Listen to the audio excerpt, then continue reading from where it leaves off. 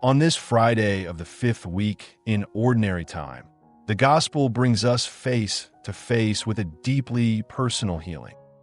Jesus encounters a man who cannot hear and can barely speak, and he responds not with spectacle, but with tenderness and closeness. This passage reveals a Savior who meets human brokenness patiently and restores dignity step by step. It invites us to consider the places where we struggle to hear God or express faith. What might Jesus be longing to open within me today?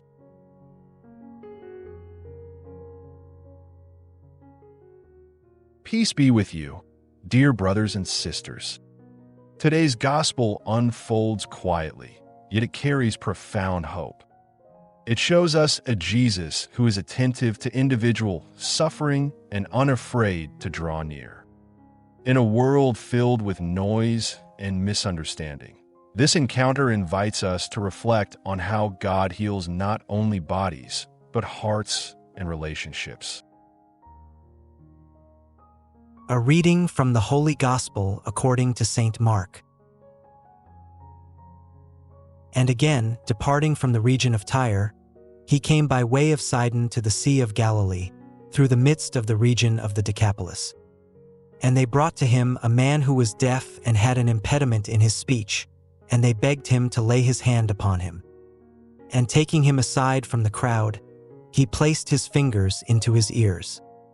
And spitting, he touched his tongue. And gazing up to heaven, he groaned and said to him, Ephphatha, that is, be opened. And immediately his ears were opened, and the impediment of his tongue was released, and he spoke correctly. And he instructed them not to tell anyone. But the more he instructed them, the more they proclaimed it. And they were astonished beyond measure, saying, He has done all things well. He has made both the deaf to hear and the mute to speak. The Gospel of the Lord. Reflection. This gospel reveals a Jesus who heals with deep sensitivity. The man is brought to him by others, suggesting a life shaped by dependence and limitation. Jesus does not heal him publicly or hurriedly. He takes him aside, away from the crowd, honoring his dignity. Healing here is personal, relational, and attentive. Before restoring speech, Jesus restores connection. Theologically, this passage points to the restoration of creation itself. The crowd's words, "He has done all things well," echo the language of Genesis, where God sees that what he has made is good. Jesus' healing is not only physical, it is a sign of the kingdom restoring what sin and brokenness have distorted. The opening of ears and loosening of the tongue symbolize the deeper work of grace, enabling us to hear God's word and proclaim it with clarity. The gesture Jesus uses may seem unusual, yet it reflects incarnation. God heals through touch, presence, and shared humanity. Jesus looks to heaven and groans, revealing that healing is not mechanical, but born from compassion. He enters into the suffering of the man rather than remaining distant from it. Pastorally, this gospel speaks to the many ways we experience deafness and muteness today. We may struggle to hear God amid distractions, fear, or fatigue. We may find it difficult to speak truth, ask for help, or express faith openly. Jesus meets us gently in these places. He does not demand instant clarity or courage. He works patiently, opening us little by little. This gospel also highlights the role of community. The man does not come alone. Others bring him, intercede for him, and remain present. Faith is often carried by others when we cannot carry it ourselves. In the church, we are called to do the same, to bring one another before Christ through prayer, encouragement, and compassion. I once met a man who struggled for years to pray aloud because of shame and fear.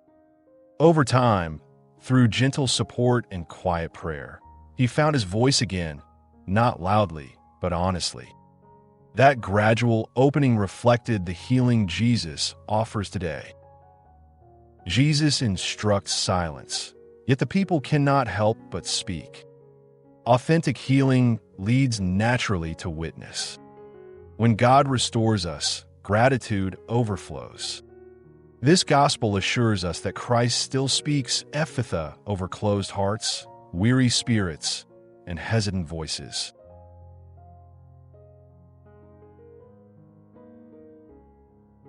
Let's pray.